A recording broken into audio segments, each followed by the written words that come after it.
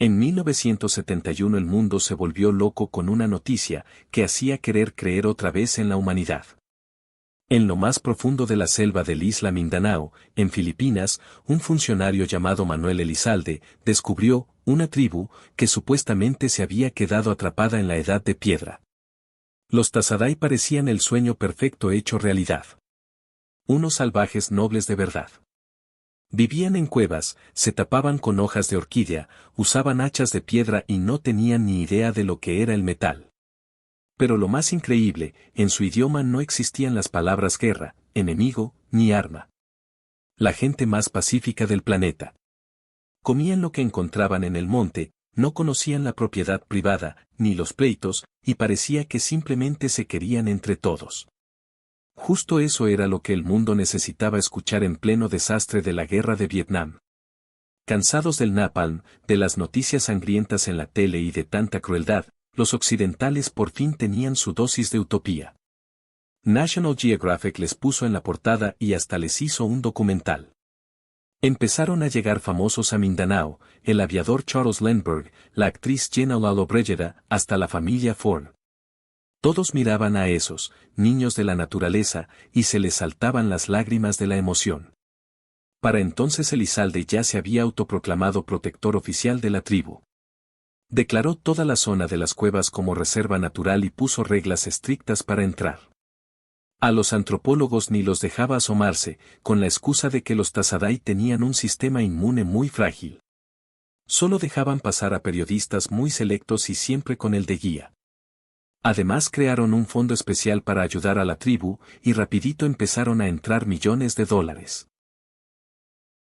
Entre 1971 y 1976 mucha gente veía a los Tasaday como uno de los descubrimientos antropológicos más importantes del siglo XX. Parecía la prueba viva y actual de la idea del buen salvaje. Uno de los símbolos más fuertes y emotivos de los años 70, esa época en que todo el mundo andaba buscando desesperadamente al hombre puro, pacífico y sin contaminar por la civilización. La idea en el fondo es bien sencilla y tentadora. Todos los humanos nacemos buenos.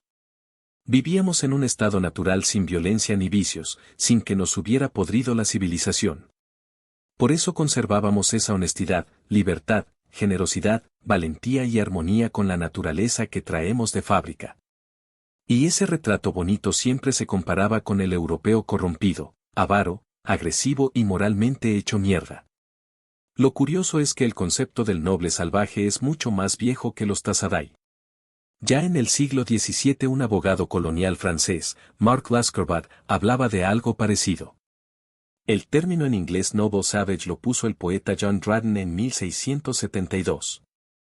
Y aunque todo el mundo le echa la culpa a Rousseau, la verdad es que él nunca usó esas palabras exactas y tampoco era tan fanático romántico de los salvajes como nos han contado. La versión exagerada que conocemos hoy es más bien un invento posterior, sobre todo del siglo XIX, y muchas veces con intenciones racistas y coloniales para desprestigiar a los que pensaban distinto. En el siglo XX esa idea le encantó muchísimo a los intelectuales de izquierda y a los marxistas. Encajaba perfecto para criticar el capitalismo, el imperialismo y la podredumbre de Occidente. Y los Tasaday parecían la prueba soñada. Parecían. El cuento se vino abajo en 1986. Cayó el dictador Ferdinand Marcos, huyó del país, y con él desapareció también Manuel Elizalde, llevándose, según los rumores, unos 35 millones de dólares del fondo de la tribu. Casi de inmediato un periodista suizo, Oswald Itten, se animó a hacer lo que antes era imposible, meterse a la selva sin permiso. Lo que vio fue como balde de agua fría para todo el mundo científico. Las cuevas estaban vacías. Ni basura, ni hollín en las paredes, nada que indicara que alguien vivía ahí de verdad. Un poco más adentro en el bosque se encontró con un pueblito normal. Ahí estaban los Tasaday, en jeans y camiseta.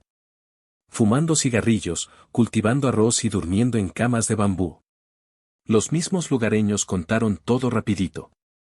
Elizalde había llegado a ellos ofreciéndoles plata, cigarrillos y protección contra los bandidos si aceptaban actuar.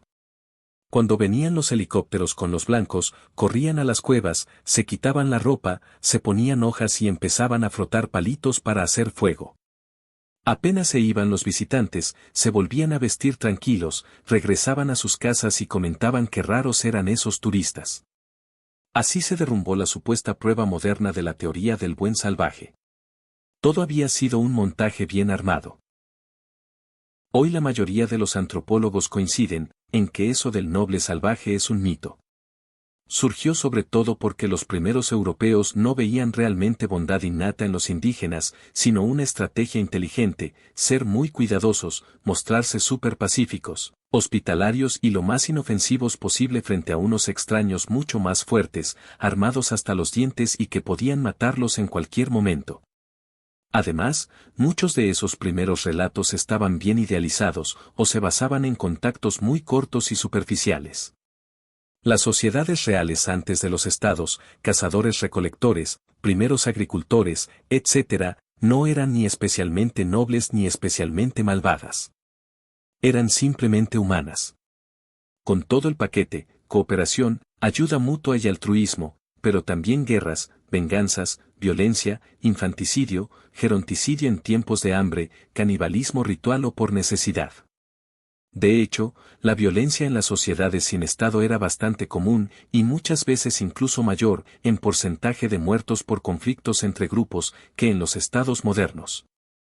El libro clásico de Lawrence Kelly War Before Civilization de 1996, y otros estudios posteriores lo dejaron bastante claro. Y aún así, el mito del buen salvaje se niega a morir. Sigue vivito y coleando en las discusiones públicas porque es súper cómodo. Sirve para criticar nuestra propia civilización, poner el pasado en un pedestal y echarle la culpa de todo a que nos alejamos de la naturaleza. Por eso vuelve una y otra vez entre románticos, hippies, ecologistas modernos y antiglobalización, aunque la realidad lo haya desmentido muchas veces y con todas las letras. Gracias por escuchar.